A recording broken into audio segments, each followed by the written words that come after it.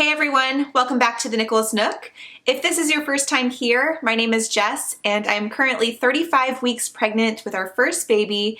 So she is actually our rainbow baby and we are so excited to meet her. Our due date is March 8th. If you want to catch up on our pregnancy journey, I always have our pregnancy playlist listed down in the description box below. So make sure to check that out if you are not yet caught up. I post weekly pregnancy updates every Saturday so that you guys can stay up to date with kind of what my symptoms are like and cravings and all sorts of things related to this pregnancy. So let's go ahead and dive in to my 35-week pregnancy update. So this week, the baby is the size of a bunch of carrots.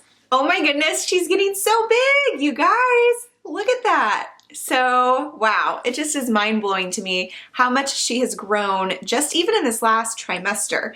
It is really just mind-boggling. Like I mentioned in my last update, I can pretty much tell when she's going through a growth spurt, and I feel like my body has felt pretty consistent this week. I don't think she has grown a whole lot this week, I'm not sure, but it just feels pretty consistent with what I felt last week. So I have gained about half a pound to a pound again this week, and so I am sitting at about 29.5 to 30 pounds since the beginning of my pregnancy in total weight gain. So again, I'm right on track. I feel good with where I'm at, and I feel like I have a lot of energy. I don't feel really weighed down this week, thankfully, because there are some weeks where I feel so weighed down and so lazy and I don't want to do anything at all. But luckily this week, just like last week, I've had more energy, which has helped tremendously with me trying to get things ready for her around the house before she makes her arrival. So I don't necessarily feel like she's completely dropped yet, but I think that maybe she is starting to a little bit, which is taking some of the pressure off of my lungs. I'm able to breathe a little bit easier. And again, like I said, I've had more energy. I've been sleeping better overall. There have been a few nights this week where I just didn't sleep good at all. So it's kind of been hit or miss this week as far as sleeping goes. I noticed that on the nights where I'm not sleeping well, I usually have a headache the next day. So for example, today I have a really bad headache that I just can't seem to get rid of. And that's because I really didn't sleep well last night. I couldn't fall asleep until probably 1 to 2 o'clock in the morning. And then I still got up to use the bathroom probably 3 or 4 times before 7 a.m. when Chaz got up for work. However, other nights this week I have slept really, really well and I've felt really rested and rejuvenated, and those are the days that I tend to have more energy on. But like I said, it's hit or miss. So I have had a few symptoms pop up this week that I haven't noticed previously too much. And so they really stuck out to me because I really haven't experienced too many symptoms for the past few weeks other than being tired and that sort of thing. So this week I really started to notice some Braxton Hicks, or what I think are Braxton Hicks contractions, coming on. Now I haven't had a whole lot of them. I think I maybe have had 4 to 5 total, and basically what it's felt like is my stomach just tightening. From what I've read, that is a Braxton Hicks contraction. So all of a sudden my stomach will just kind of tighten. It's not really painful, it just feels really, really hard, and then it relaxes after I take a few deep breaths or just kind of relax for a moment. So I have been experiencing some Braxton Hicks contractions, I believe, and like I said, I haven't had them too frequently, but I really notice them first thing in the morning when I first wake up and I start to kind of maneuver my body around in bed a little bit. Everything just kind of tightens up, and I know one of the things that contributes to more Braxton Hicks contractions is not being hydrated, so it makes sense that because I'm not drinking water throughout the night, I have those first thing in the morning, and I haven't had water for so many hours while I'm sleeping. So that definitely makes sense because I really don't feel them at any other time during the day. I think I was starting to experience them last week as well, but I didn't realize what they were until this week where I started reading up on them a little bit more. So again, they're not painful. I don't feel them in my lower back or anything like that. Otherwise, I would be very concerned because I believe that is how a real contraction starts, or where you feel it is kind of in your lower back and it kind of comes around. So I haven't felt that. It's really just in the front and kind of up high actually. But something that was a little bit concerning to me is that I started to feel what almost felt like menstrual cramps, and I know that that can be a sign of preterm labor, and so it did kind of make me nervous because I had that for 2 days in a row, just sporadically, mostly when I was trying to go to bed. I wasn't sure if it was because I've been taking the magnesium supplement or if it was gas pains or what. I wasn't quite sure. I did have some salted edamame, so I stopped eating those, and those cramps kind of went away the following day, and I haven't experienced them since. But again, it felt more like menstrual cramps, just very dull, aching cramps rather than gas pains. So I do have an upcoming doctor's appointment on Tuesday, and I'm going to ask her about that just to make sure that everything's good. And then something else that has shown up for me this week is I feel like my ligaments and my hips and my joints and everything down in my pelvic region are starting to loosen up a little bit. So during pregnancy, especially in the 3rd trimester, women produce a hormone called relaxin, which basically just relaxes those ligaments in your pelvic and hip region to get ready for labor and the birth. And so I think that that is what my body's starting to do. It just kind of feels like I don't know, almost like when I'm walking, my hip will kind of give out, not to the point where it feels like it's giving out, but it's heading in that direction, I guess. I don't know how else to explain it. It just feels very loose.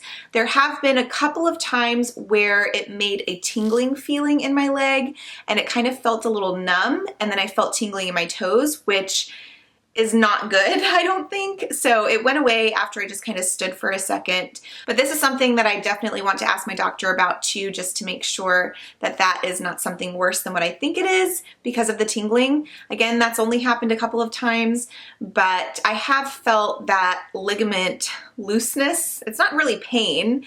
It just kind of feels weird. It feels loose. I have felt that quite a bit over this past week. And I do want to mention that it's only been kind of in the front, so I don't think it is sciatica at all. I'm not really having any lower back pain or anything like that where the pain is running down those nerves in my legs. That's not what it feels like. So I don't think it is sciatica. I think it's, again, just my hips kind of loosening up, preparing for labor. So those are the symptoms that have popped up for me this week, and I'm sure that there will be a few more as I progress throughout this last month of my pregnancy. I did attend prenatal yoga again this week, and so that helps me kind of just stretch everything out and prep my hips and the pelvic region again for labor and just kind of strengthen and align everything. It also just really relaxes me and makes me feel really good. The classes are in the evenings, so when I come home, I'm able to just kind of relax. My body feels rejuvenated, and I'm able to relax when I get home and sleep better. So I have definitely been enjoying the prenatal yoga. And then this past weekend, we actually drove out to Tallahassee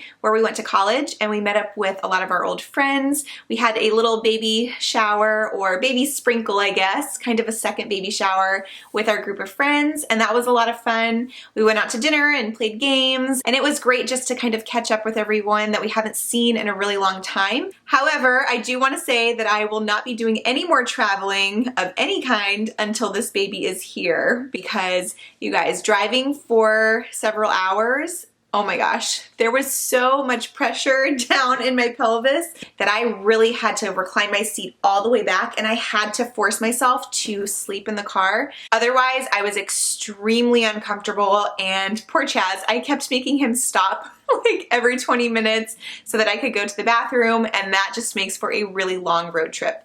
So once I forced myself to kind of fall asleep, then I didn't know that I was uncomfortable. So poor Chaz, though, he had to drive all that way just by himself, having the radio and his podcast, and you know, he had things to keep him entertained, but it's also a straight shot on the interstate, and so there's not a whole lot to see or look at, and so I did feel kind of bad, but I had to go to sleep because otherwise I was just way too uncomfortable. So yes, there will be no more road trips or traveling of any kind until baby girl is here. And then as far as cravings go, this week I pretty much have just wanted anything chocolate or sweets of any kind.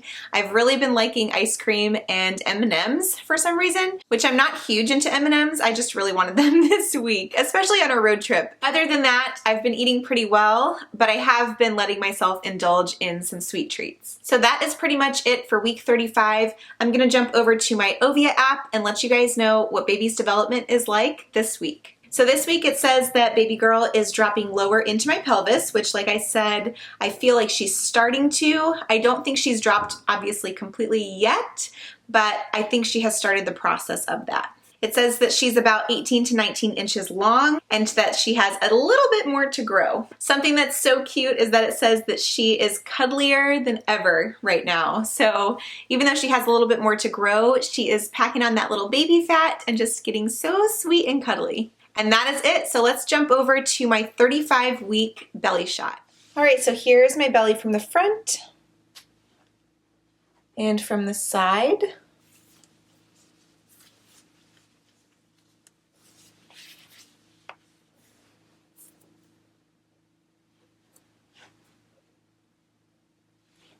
And I feel like it looks pretty similar to last week, although I just had a bagel and 2 bowls of cereal earlier, so I don't know. But there she is. And this week it looks like I am measuring the same as I was last week, which is at 41.5 inches. All right, so I hope you guys enjoyed this week's update. Don't forget to click subscribe and turn on your notification bell if you haven't already, because we don't know when baby girl is going to make her arrival, and I don't want you guys to miss any of those fun or important videos coming up. Chaz and I have been loving seeing your guesses with when you think baby girl is going to be born. So if you haven't guessed yet, drop your guess down in the comments below. I am so excited to see when she's actually going to be here and to see who guessed correctly. My hope is that she'll at least give me a couple more weeks to get everything ready, and that way she will be at least considered full term. I am hoping that I don't go too far past my due date though. So anyway, we'll just have to see. But thank you guys so much for joining me today. I look forward to seeing you in our next video. Bye.